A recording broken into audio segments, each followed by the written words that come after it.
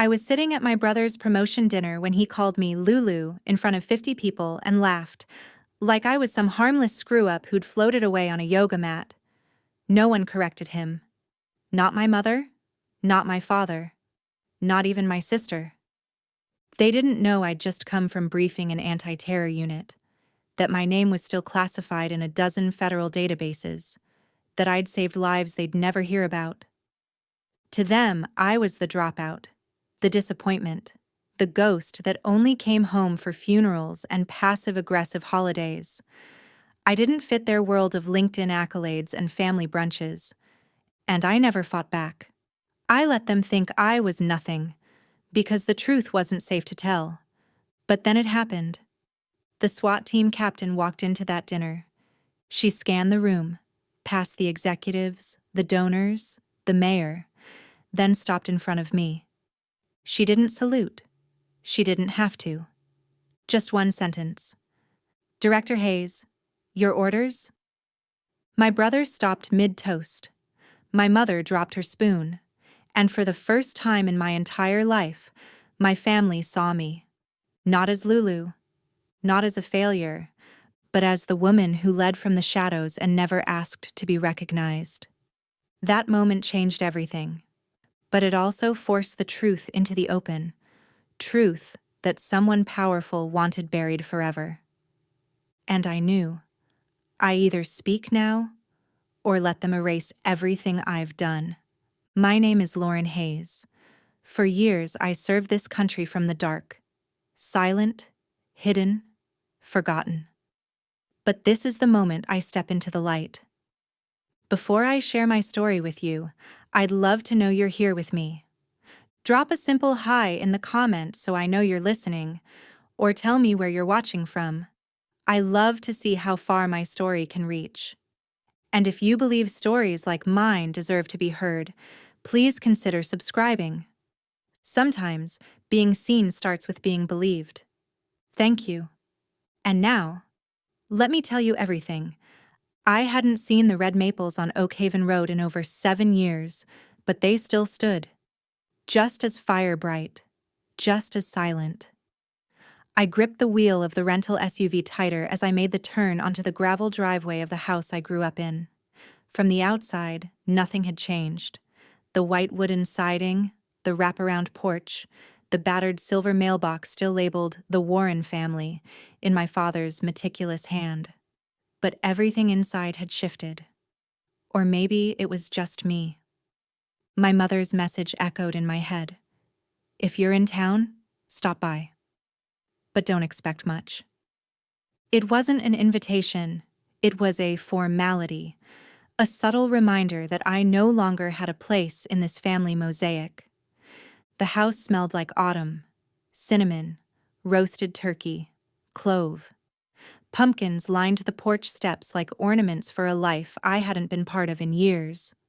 Through the window, I could see laughter, champagne flutes, Ethan standing proudly in the center of it all.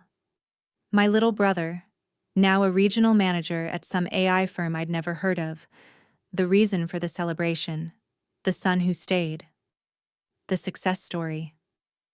I stepped through the front door. The laughter dulled, like a volume knob turned just slightly. My mother barely looked up from arranging hors d'oeuvres. "Lauren, you came," she said, flatly. Not even a smile. My father glanced over his reading glasses. A nod. No hug. No. "How've you been?" Just a polite flick of his eyes before returning to Ethan, who was deep in conversation with the mayor and some local business donors. Then came the voice I'd almost managed to forget. "Lulu, is that you?" Ethan called from the center of the room. "Still teaching yoga in Bali, was it?" Laughter exploded around him. Not malicious, just effortless, entitled mockery. They thought I had run away. They thought I'd flaked out, floated off into some incense-scented life abroad. I forced a smile, even as my jaw tensed. My fingers curled at my sides. They didn't know. They had no idea I'd spent the last 7 years dismantling cartel bunkers, coordinating hostage extractions, interrogating arms dealers in underground rooms with no clocks. I didn't correct them. I never did. Silence had always been my shield. Dinner passed with me seated on the end of the long table, next to an elderly neighbor who didn't remember my name. I ate quietly while Ethan regaled the room with tales of his team-building seminar in Denver like he'd climbed Everest. Everyone hung on his words. Later, I carried my bag down to the basement. My old room had been converted into a home office. Framed degrees lined the walls, none of them mine. The only trace of me was a shoebox under the stairs with a few faded photos from my track days and a crumpled debate trophy from high school. I unfolded the pull-out couch. The metal frame groaned like it remembered me. I lay staring at the ceiling, its popcorn texture slightly yellowed with time. That's when my wrist buzzed. I slipped on my encrypted comm band, camouflaged as a fitness tracker, and tapped twice. A single message blinked red on the tiny screen. I didn't sleep that night. The next morning, I found a folded paper tucked into the pocket of my trench coat. Mia's handwriting. Still neat, still round. You should see this. M. Astor. Attached was a single admission ticket to the Asheville Civic Center. My brother's official promotion ceremony. No one else had mentioned it to me. I arrived just before the doors closed, slipping into the back row of the packed auditorium. Rows of polished shoes and sequined dresses lined the seats ahead. My mother sat in the front with a proud smile. My father wore his best suit. They glowed under the lights, basking in Ethan's success as if it belonged to all of them. Ethan took the stage to thunderous applause. I couldn't have done this without my parents, he said into the mic. They've supported me every step of the way. The crowd nodded and smiled. No mention of me, not even in passing. I'd learned to expect that. I sipped burnt coffee from a styrofoam cup in the shadows near the exit doors, just another face in the dark. And then, the air changed. A woman in a black suit and tactical boots entered quietly from the side corridor. She carried herself like steel under velvet. Controlled. Alert. Angela Torres, captain of the regional SWAT unit. I hadn't seen her since the Chicago operation 5 months ago. The one where we'd pulled 5 agents out alive with only 13 seconds to spare. Torres scanned the room. Her eyes met mine. She didn't salute. Too obvious. Instead, she walked straight toward me, leaned in slightly, and said, "Just loud enough." "Director Hayes, may I speak with you?" The rows of dignitaries didn't miss it. My mother's spoon clattered against the china plate. Ethan's mouth froze mid-word on stage. Even my father looked up, eyebrows furrowed, like a puzzle piece had been jammed where it didn't fit. I nodded and followed Torres out into the corridor. The door clicked shut behind us, muffling the ceremony. "What's going on?" I asked. Torres handed me a slim band device, one of our encrypted wearables. "There's been a breach. Vanguard. Someone accessed it from an IP linked to a private connection here in Asheville. DOJ pinged it to your name." My blood chilled. I slipped the device on, scanned through the alert log. Vanguard was a black class file, sealed, limited access, never to be connected to my civilian identity. But there it was. Access log, *M Warren, 89 *. I stared at the screen. Mia, my little sister, journalism grad, aspiring podcaster, dreamer, and noun, the breach. "Lauren," Torres said, "you've been compromised. Vanguard is no longer in the dark." I stood silent, staring at my own reflection in the glass door. In it, I wasn't just Lulu. I wasn't yoga in Bali. I was a ghost whose cover had just been blown by someone I loved. Mia lived in a narrow third-floor walk-up just off Walnut Street, the kind of place with flickering porch lights and flower boxes that hadn't seen water since last spring. At nearly midnight, the warm amber glow behind her curtain was the only sign of life on the block. I didn't knock softly. She opened the door in flannel pajama bottoms and a faded college hoodie. Her face dropped the moment she saw me. "Lauren?" She blinked, voice groggy, uncertain. "What's wrong?" I didn't let emotion soften my tone. "You accessed a DOJ file. Vanguard. Why?" She froze like a guilty teenager caught sneaking in after curfew. "Wait. What?" I didn't. I mean, what's Vanguard? "Mia," I said, stepping inside without permission. "Don't lie to me." She shut the door behind me. The apartment smelled like chamomile tea and burning incense. A microphone setup was still live on her kitchen table, laptop glowing with half-written podcast notes. Wordlessly, she grabbed the laptop and opened her inbox. "I didn't mean to do anything wrong," she said. "I thought it was, I don't know, just research." Twist of guilt hit me before the screen even loaded. There it was. An email from Hushwi, whistleblower47 at protonmail.com. Mail to whistleblower47 at protonmail.com. Sent 3 days ago. Subject line: Women in Shadow. Leaked heroics of federal female commanders. "Who do you think this is from?" I asked, already dreading the answer. I thought it was from an activist source. You know, like one of those intel leaks from inside law enforcement meant to spotlight underrepresented women in the field. She glanced up, apologetically. "I'm doing a segment on invisible female leadership." It looked real. The archive link was protected. It even asked for biometric confirmation. I thought it was legit. My stomach twisted. I clicked through.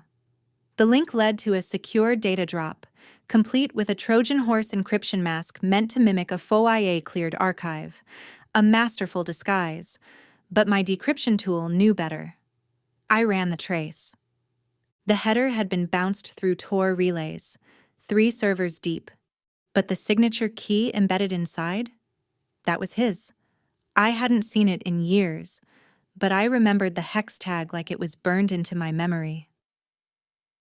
Marcus Reed. Twist number 2. Cruel and calculated. Reed wasn't just coming after me through the system.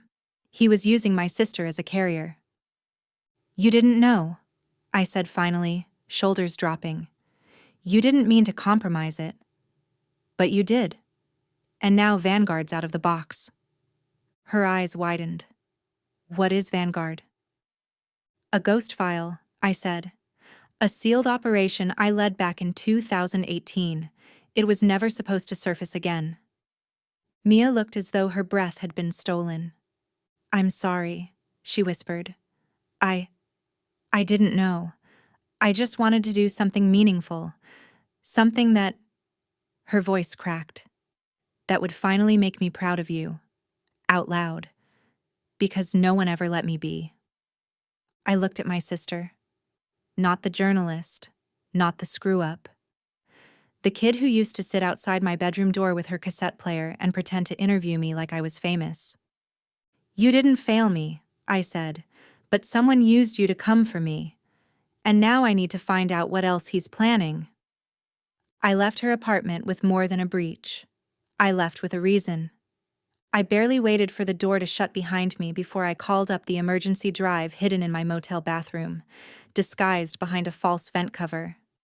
My fingers moved fast, muscle memory overriding the shaking in my chest. I connected the drive to my encrypted terminal and the screen lit up with something I hadn't seen in years. Operation Vanguard, year 2018. Status: Black Seal. I scrolled through the folders: comm logs, drone footage, operative bios, satellite scans, and then my field reports. As I read through them, my past came rushing back with every line. The warehouse in Seattle, the chemical weapons stashed in barrels behind walls of children's toys, the 15-minute window before atmospheric breach, the final call to cut power manually, made by me. I'd overridden Marcus Reed's wait for confirmation order. Had I waited, 10,000 lives would have turned to smoke. I didn't. I acted. Twist 1.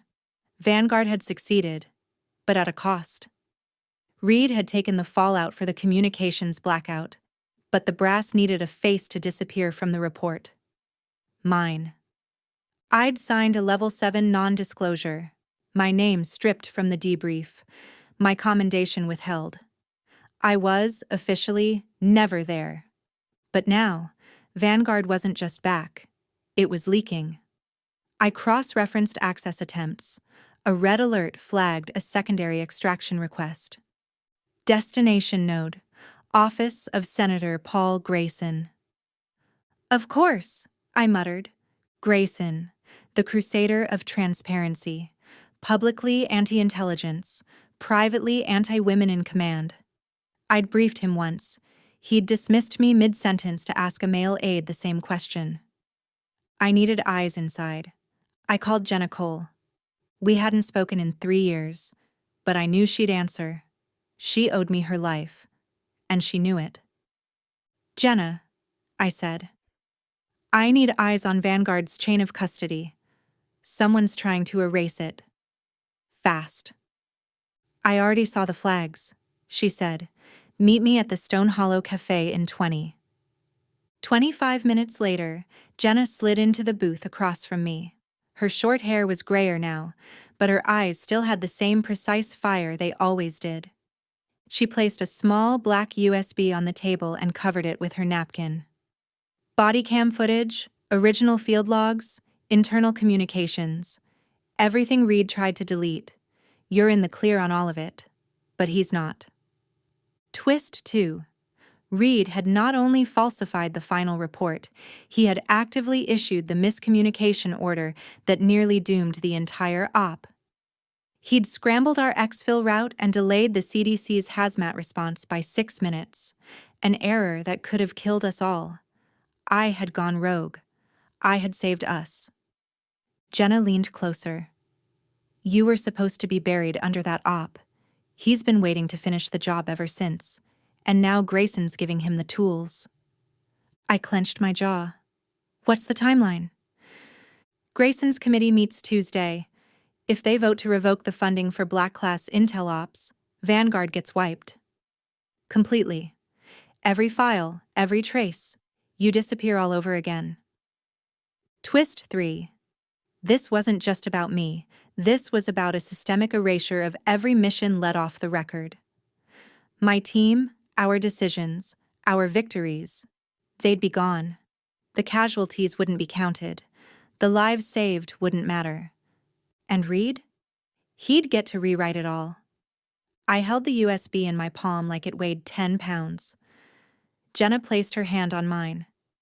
Make them see it, she said, or we all go dark again. I didn't sleep that night either, but not from fear. This time, it was fire. The next morning, I drove back to my parents' house, not for reconciliation, not for nostalgia, just strategy. Mia was exposed, and Reed had already made his first move. I wasn't going to give him the chance to make a second. The house was exactly as I'd left it, warm in color, cold in spirit. The smell of nutmeg and burnt butter filled the kitchen. My mother stood at the counter, rolling out pie dough like she was in a holiday commercial. The radio buzzed with upbeat chatter about the fall harvest festival. My father sat by the window, glasses low on his nose, flipping through the paper. Ethan scrolled on his phone with a smug grin, probably reading comments on his latest LinkedIn post. I stepped into the kitchen, uninvited. Mia's been targeted, I said, cutting straight through the small talk. She accessed a classified DOJ file tied to me. This isn't some misunderstanding, it's serious. It's federal. My father set his coffee cup down slowly. It's always something with you, Lauren. You walk in with trouble like it's strapped to your back. I didn't come here to start a fight, I replied, struggling to keep my voice steady. But you should know. I wasn't drifting around the world like you all assumed. I was leading an operation called Vanguard. We saved 10,000 lives in Seattle, and they're trying to bury it now, along with me. My mother wiped her hands on a dish towel, eyes flat. You dropped out of law school, Lauren. No explanation, no goodbye.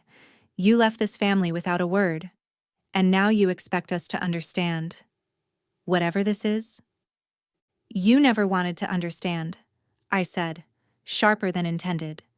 You just wanted me to be predictable, convenient, quiet.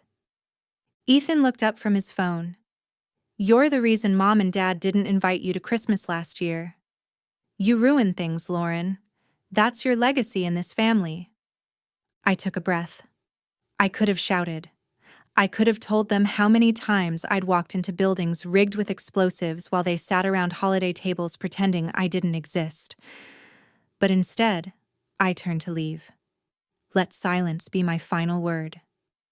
Then Mia's voice echoed from the hallway. Wait! She ran in barefoot, holding her phone.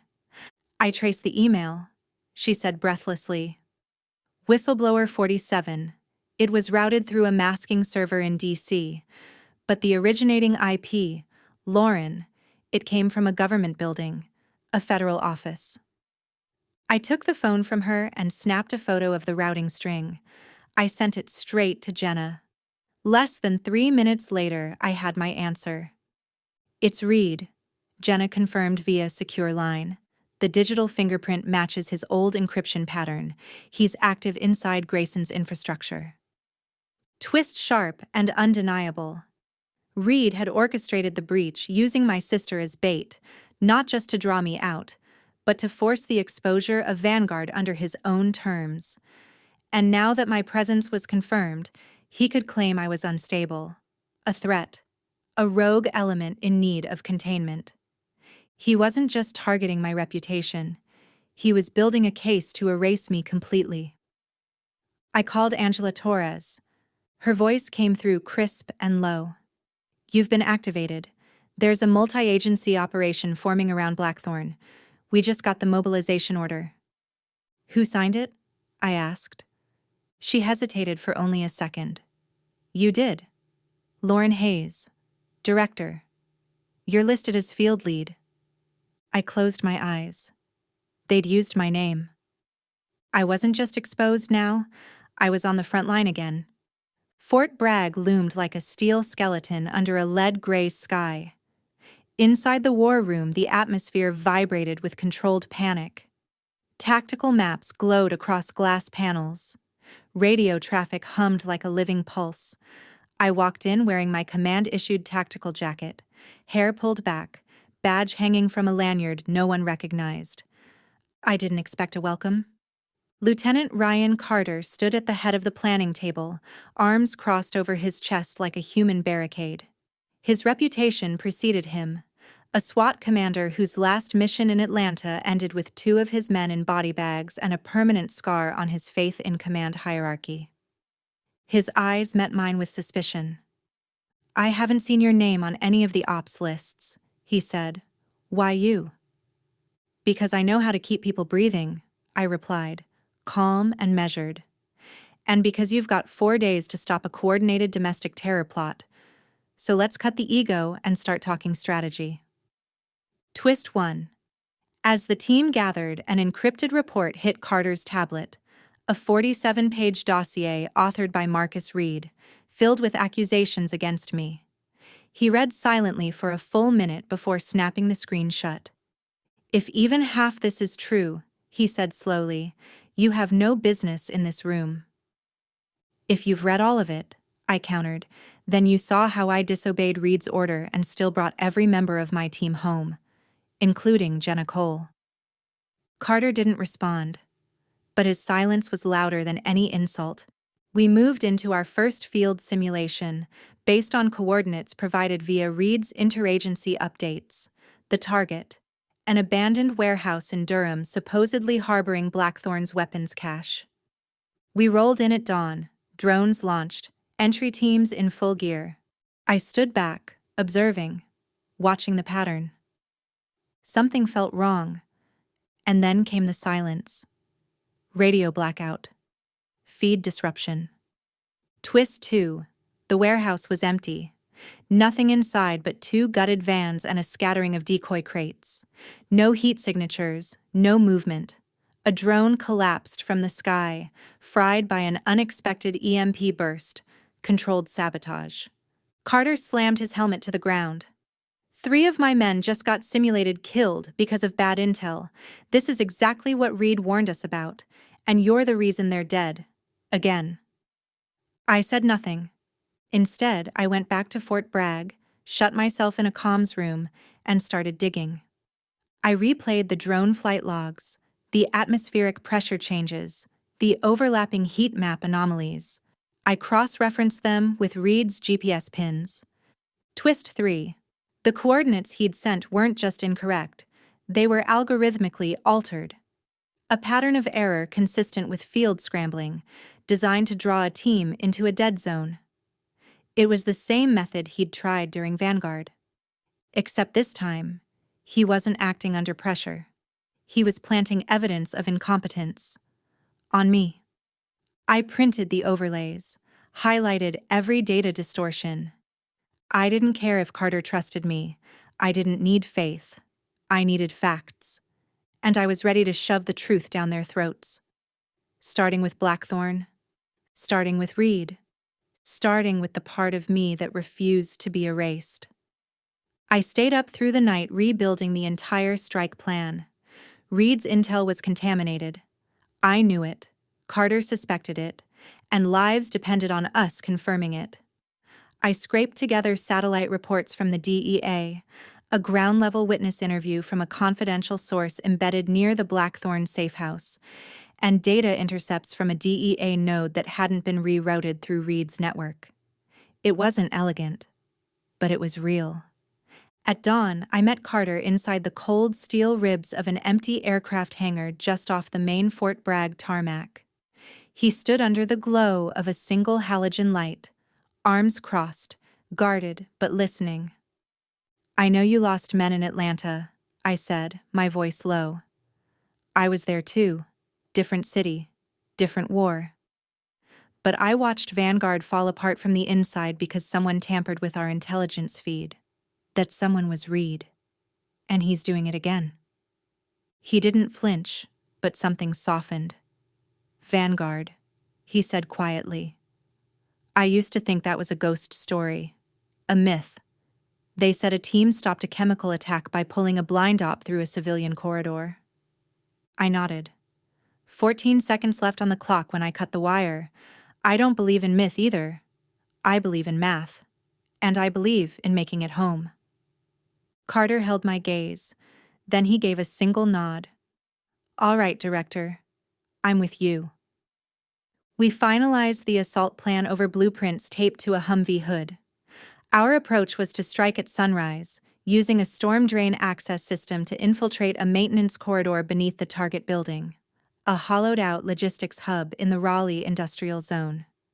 At 0400, just before the briefing went live, an encrypted file came through the base channel, marked Urgent. Reed, again. It was a last-minute update to our strategy, insisting on a new route to avoid satellite exposure. It was masked as risk mitigation, but I saw through it instantly. Twist 1. I ordered our techs to cut all uplink lines from Reed's server block. Entirely. Carter raised an eyebrow. "You sure you want to go dark from HQ?" I gave him a half smile. "I've trusted my gut before. That's why I'm still here." The operation launched at 0512. We split into 3 teams. Carter led the north flank. I took center with tactical, moving under the old storm tunnels. It smelled of rot and rust, just like Seattle. Halfway through the corridor, my comm picked up a strange frequency, static layered under a rhythmic pulse. Twist 2.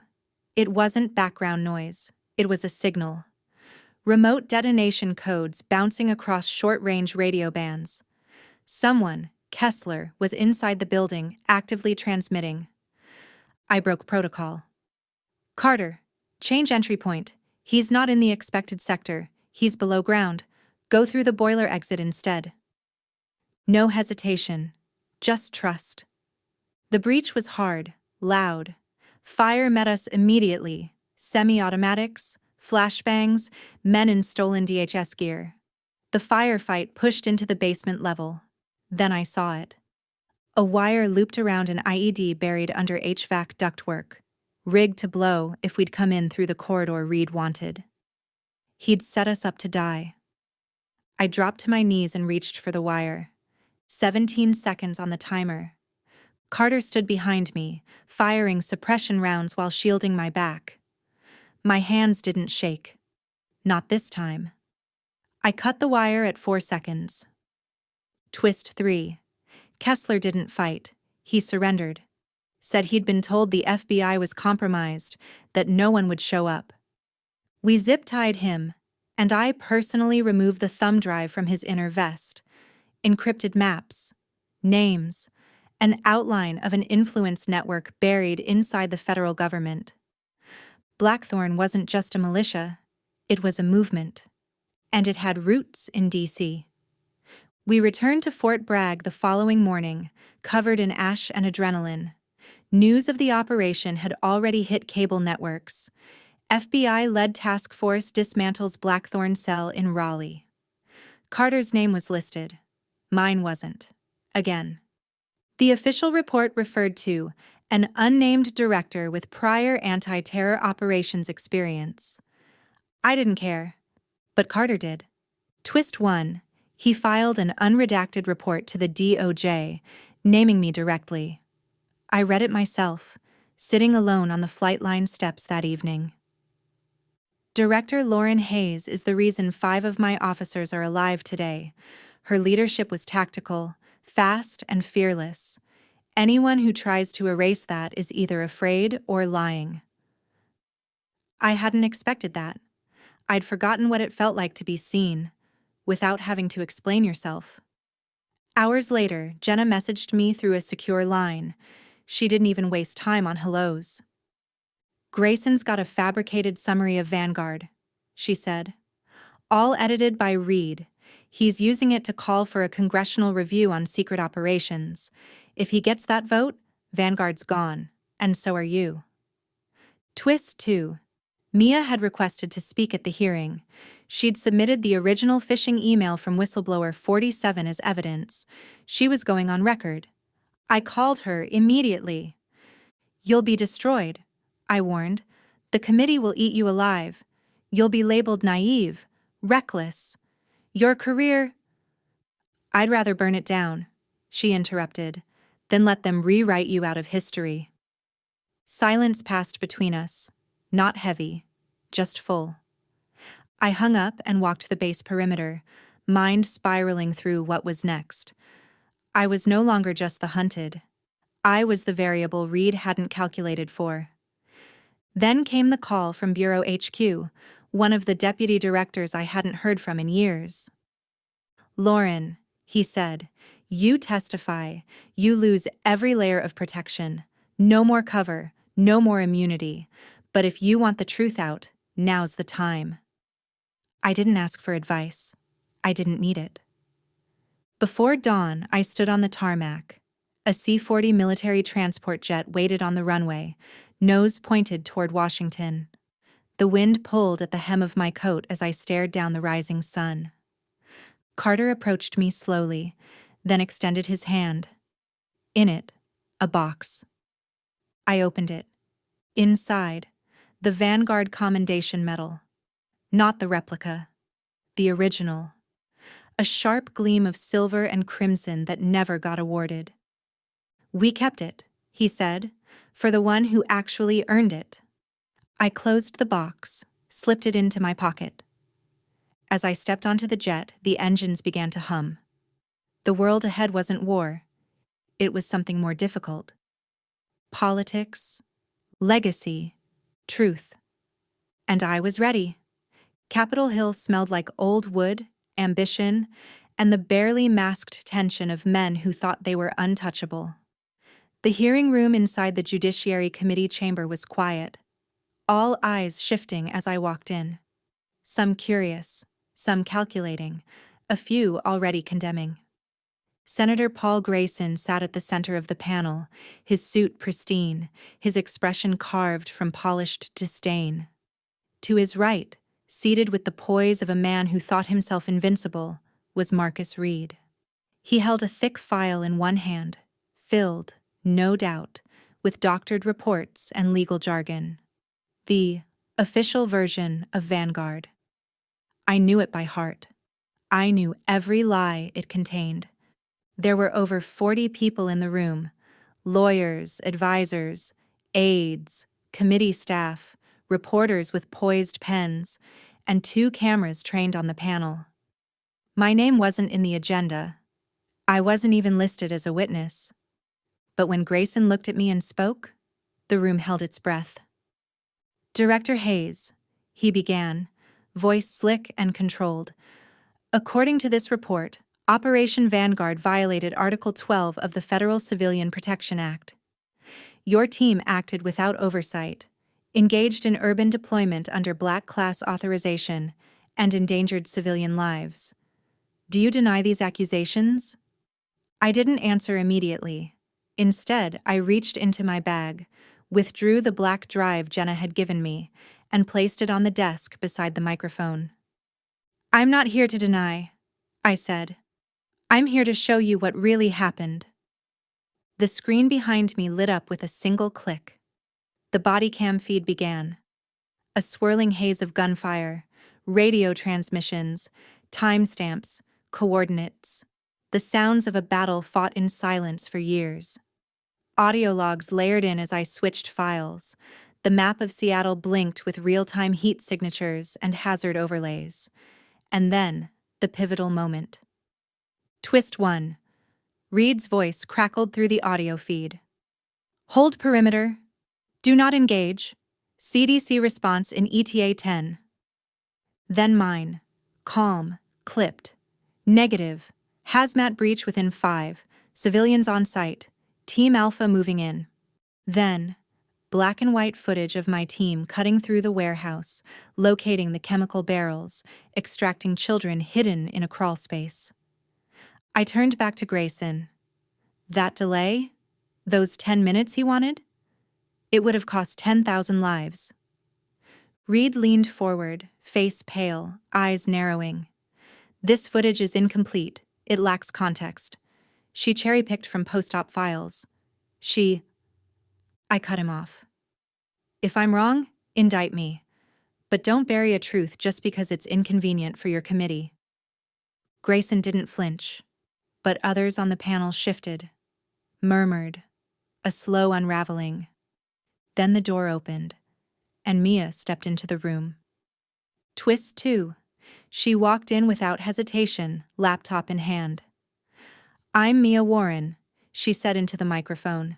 I'm the recipient of an email sent by the user Whistleblower47, claiming to expose hidden federal operations.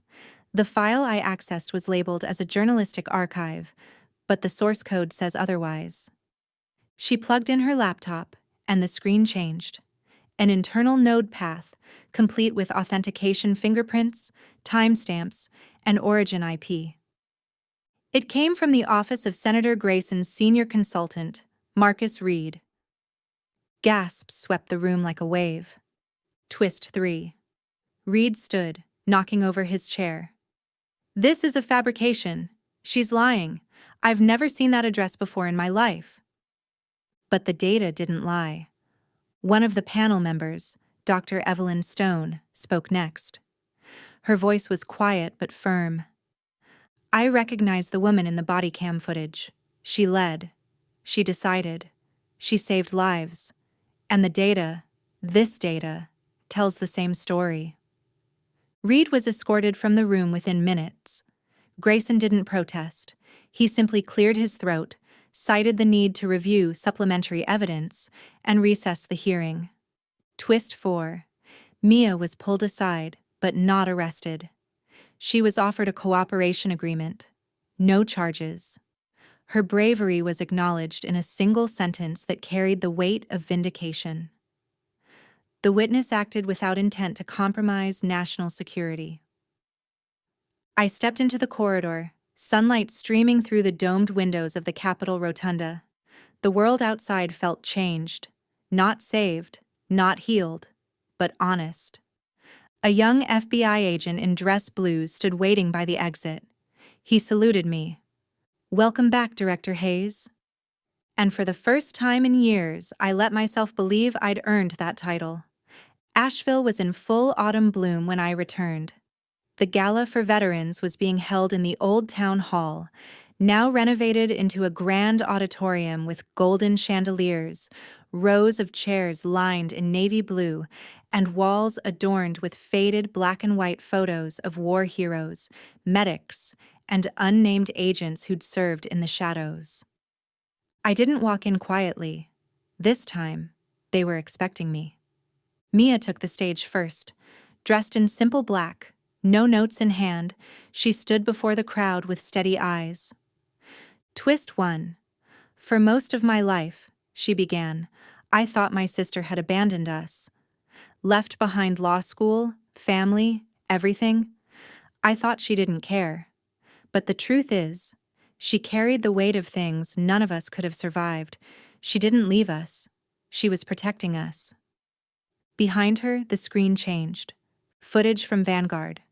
Me, face shadowed under a tactical helmet, walking through smoke, a child clinging to my flak jacket. Then the still shot, one I didn't know existed, of me kneeling beside an injured officer, hand pressed to his wound, eyes locked on the horizon. Captioned simply, "Lauren Hayes, the shield in the dark." Applause erupted, loud, raw. It didn't matter that half of them had once called me lost. They were clapping for who I was, for what I'd done, and for what I refused to let be erased. I stood. My father came first. He didn't say anything at first, just placed a hand on my shoulder. His grip trembled. "I was wrong," he finally said. "I looked at you and never saw what was in front of me." My mother followed. She embraced me tightly, whispering, "I'm proud of you, truly." Even Ethan approached. He rubbed the back of his neck, sheepish. "I didn't know, Lulu, but I do now." Twist 2. A little girl, no older than 7, walked up shyly and pressed a small white daisy into the lapel of my suit. "Thank you," she said. "My daddy said you're the reason he came home." My voice caught as I took the stage, but I cleared my throat and let it out. "I never did this for applause," I began. "I did it because there were people who needed someone to step into the fire, and because I know what it feels like to be called a disappointment, a dropout, a nobody." I scanned the room. If anyone here's ever been made to feel invisible, stand up. The truth doesn't need to be loud, it just needs to be unshakable. That night, we had dinner as a family for the first time in years. The kitchen was warm with the smell of cinnamon rolls and roasted vegetables. Laughter filled the corners that used to hold only silence. In the hallway, next to Ethan's graduation photo and Mia's award plaque, hung a new frame. It showed me in uniform, the daisy pinned to my chest, head held high. The inscription read, "Lauren Hayes, Director, Counterterrorism Division, Invisible, Unyielding... Mia raised a glass during dessert. "To Lauren," she said, "the one we almost lost." I smiled, lifting mine. "To family, the kind that finally learns how to see you." And as I looked through the kitchen window, I saw no ghosts. Only light. Only home. Only the truth, standing where it had always belonged. Sometimes, the hardest battles are the ones no one sees, fought in silence, carried alone. But truth has a way of enduring. It doesn't need applause. It just needs the courage to stand. And when someone finally sees you, not as who you were expected to be, but as who you truly are, something shifts. Not just in the world, but in yourself. If this story moved you, I'd love to hear your thoughts. Leave a comment, share where you're watching from, and don't forget to subscribe. Thank you for listening.